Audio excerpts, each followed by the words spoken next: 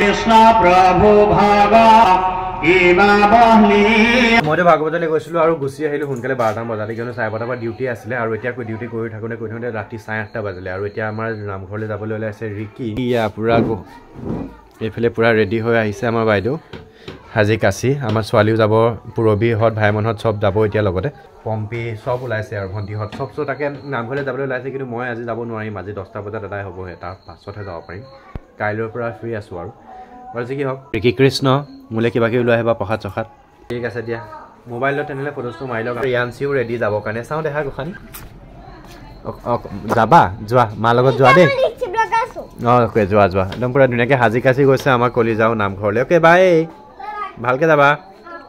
8:55 আৰু আধা ঘণ্টা ব্ৰেক পাওঁ ন আধা ঘণ্টা ব্ৰেকতে গৈ পেলাই পটককৈ নামঘৰত গৈ পেলাই বইল ভাতটো খাই আহোঁগৈ খাই আহি পেলাই আকৌ ডিউটি কৰিম ৰাতি 10টা বজালৈকে তাৰপাছত আকৌ ৰাতি 10টা বজাত আকৌ যাম নামঘৰলৈ চ' এতিয়া ভাইমন মই আৰু বাবুদাও ওলাইছোঁ যাবৰ কাৰণে ভাই দৰ্জা বন্ধ কৰ লোৱা বাইক লোৱা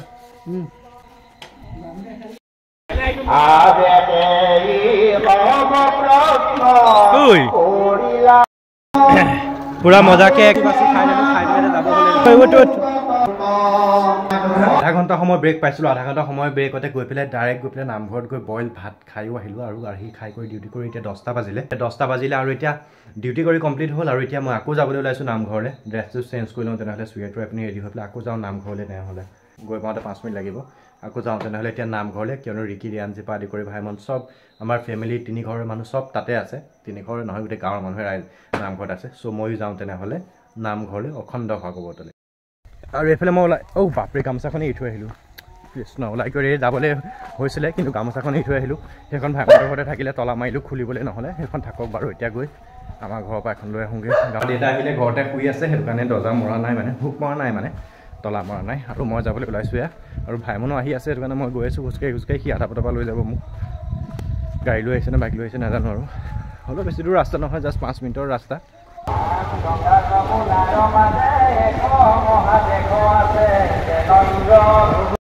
কৈছোঁ